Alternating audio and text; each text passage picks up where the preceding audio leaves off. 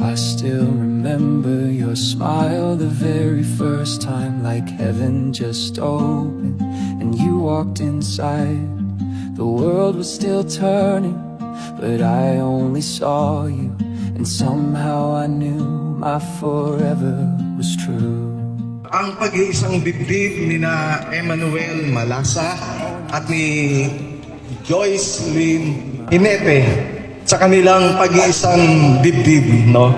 At sa isang banal na Kristiyanong kasalan, ang tipanan ng pag-aasawa ay tinakda at itinatag ng Diyos na siyang lumikha sa atin na mga lalaki at babae.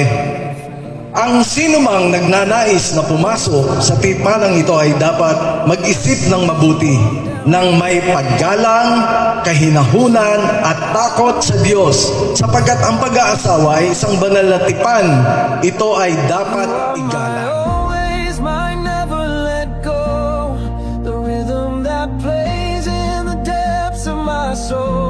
You're the prayer I whispered and the dream that came true, and I vow from this moment I'll always choose you, for better or worse, through joy and through strife I give you my heart. So nagkaila gid mi ani ni Joy sa una dito sa simbahan. So first meet na mo, nagkakuan mi, nagkailhanay, nag-asa siya. Hold you through storms, every promise I'll keep.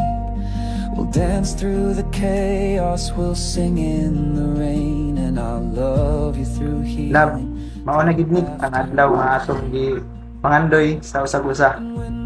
O akong message sa imo ang tana, magdugay pa ta og dili lang sa diriya, taman tana sa hangtod ug hangtod. Promise na ko sa imo nga ang tana magdugay pa ta ug walay makaputod sa atong paghinigugmaay. I love you. You are my always, my never let go, the rhythm that plays in the depths of my soul. You're the prayer I whispered and the dream that came true. Joy, tinatanggap mo ba ang lalaking ito upang maging asawa, mamuhay, na magkasama ayon sa itinakda ng banal na matrimonyo? Opo, Pastor. Let the world spin around us. We found our place with your hand in mine.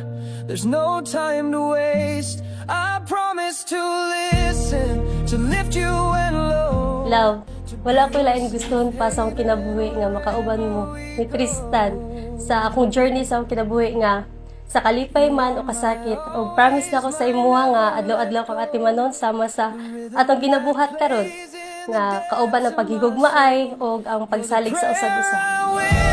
And the dream that came true, and I vow from this moment I'll always choose you, for better or worse, through joy and through strife. Ikaw, Eman, tinatanggap mo ba ang babaeng ito upang maging asawa, mamuhay na magkasama ayon sa itinakda ng banal na matrimonyo, at tanging sa kanya lamang pipisan habang kayong dalawa ay nabubuhay? Opo, Pastor. I'll always choose you, for Sa pamamagitan ng kapangyarihan na ibinigay sa akin bilang ministro ng ating Panginoon, ng Church So Blessed at ng Republika ng Pilipinas, ipinapahayag ko na si Emmanuel Malasa at si Julissa Joy Henete ay mag-asawa na.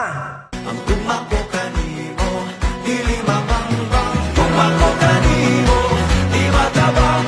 Ang kumako kanimo, dili mabambang. Ang kumako kanimo, di matabang.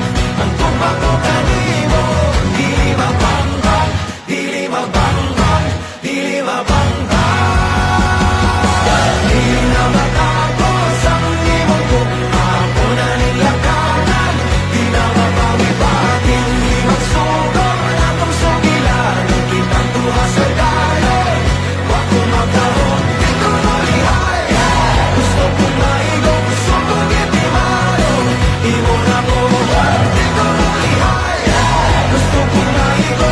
kung